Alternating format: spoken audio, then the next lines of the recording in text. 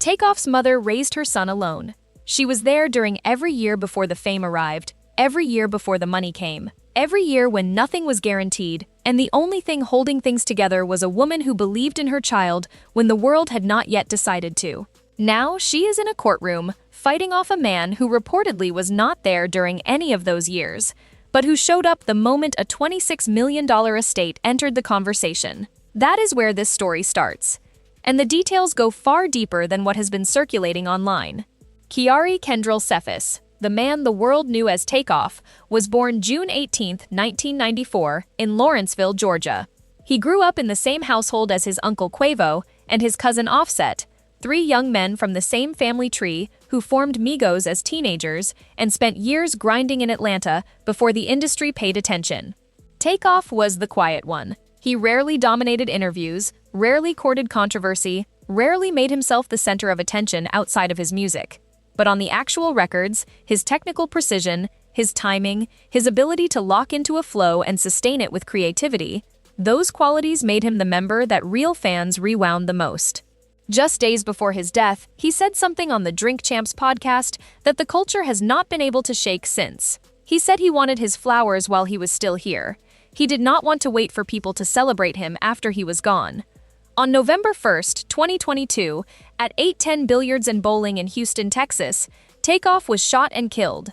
He was 28 years old. At the time of his death, his estimated net worth was approximately $26 million. But the number that appears in headlines understates the actual value of what he left behind. The most important thing Takeoff built was not a cash account, it was a catalog. His share of Migos' master recordings, his publishing rights, his stake in the group's collective output, his solo work from The Last Rocket, these are assets that do not expire. To understand why, you have to understand the economics of where that money came from. Migos was one of the highest-grossing acts in hip-hop during their peak. Between 2017 and 2018 alone, they performed 93 shows and earned $25 million combined. A single year later, between 2018 and 2019, the number climbed to $36 million. Forbes reported them commanding upward of $150,000 per tour stop. Streaming added another layer. 4 billion streams in a single peak year, generating royalty income that compounds over time as catalog tracks continue circulating on playlists and in licensing deals. The key word is continuous. Every time a Migos song gets streamed, royalties are generated. Every time Bad and Boujee gets licensed for a film, a television show, a commercial, or a video game, a synchronization fee gets paid to the estate. Every time any of those records plays on radio, performance royalties are collected. Takeoff's music catalog is a financial engine that runs indefinitely. It was running the day he died, and it is still running right now. Whoever controls that estate controls a living, breathing business, not a static pile of assets to be divided once and forgotten. That is what makes the legal situation that followed his death so significant. Takeoff died intestate.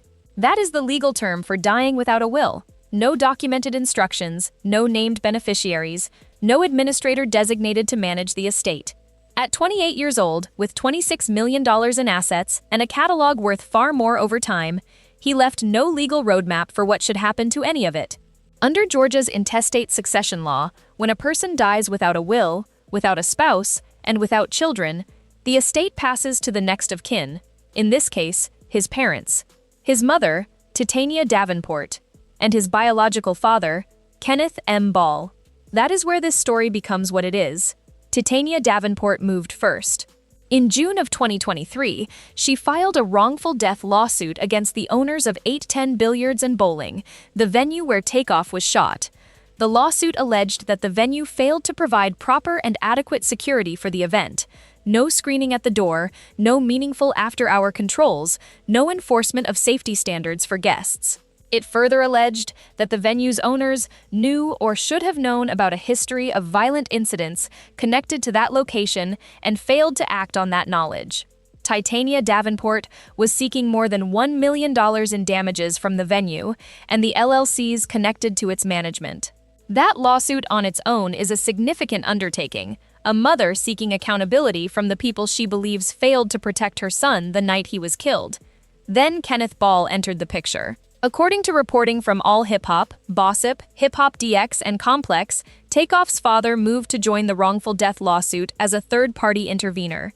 In legal terms, an intervener is someone not directly named in an existing lawsuit who claims a stake in the outcome and seeks to formally join the proceedings. Ball's attorneys argued that he had suffered substantial pecuniary loss as a result of his son's death, citing loss of advice, loss of counsel, loss of services, loss of care, loss of maintenance, and loss of support. His legal team reportedly sought at least $1 million in damages, mirroring the amount Titania Davenport had already claimed. That is the moment Takeoff's mother drew the line. From her perspective, and from the perspective of a significant portion of the culture watching this unfold, this is not a grieving father stepping forward to seek justice for his son. This is someone attempting to collect from a legacy he was not present for, a man who by multiple documented accounts was not a consistent presence during Takeoff's upbringing, who was not there during the years of struggle and sacrifice, who was not there when Titania Davenport was holding things together alone. And now he is in a courtroom with attorneys and legal filings the moment $26 million entered the conversation. Titania Davenport is not staying quiet about it. She is not letting the narrative be controlled by procedural filings and legal language. She is making sure people understand what she believes is happening here. The word that keeps surfacing in the accounts of people close to the family is opportunism, and by all available accounts, she is fighting back. The complication, and this is what makes the story genuinely painful to sit with, is that the emotional truth and the legal reality are not the same thing. Under Georgia's intestate succession framework, what matters is biology and statutory relationship, not emotional presence or financial contribution during a child's life. The courts are not typically in the business of weighing whether a parent was there during the hard years when determining legal next of kin status. The law looks at documentation, at biological relationship, at legal definitions of family. Kenneth Ball's biological claim to a portion of the estate exists under that framework, regardless of the personal history between him and his son. What feels morally right and what is legally permissible are not always aligned. And that tension is at the core of what is playing out in these proceedings. The stakes of who controls the estate go beyond any single payment or settlement figure. Administrative control over Takeoff's estate means authority over licensing decisions. It means approving or denying requests to use his music in films, commercials, television, video games. It means deciding whether to release archival recordings or approve posthumous collaborations. It means shaping how Takeoff's name is presented to the world going forward. These are not passive decisions. They require active judgment and ongoing management. Someone has to sit in that seat and make those calls. And the person who sits there is not just receiving royalty checks. They are steering the direction of a legacy that will outlast everyone currently involved in these legal proceedings. That is why control of the estate is worth fighting for in a courtroom, not just for the money that already exists, but for every decision that shapes what comes next. The exact division of the $26 million estate and the ongoing catalog income has reportedly not been finalized. The venue's legal team has pushed back on the wrongful death claims, with attorneys reportedly moving to dismiss the suit and attributing responsibility for what happened that night to the event attendees rather than the venue itself. Legal proceedings at this level take time. They generate more filings, more arguments, more hearings before anything resembling resolution emerges.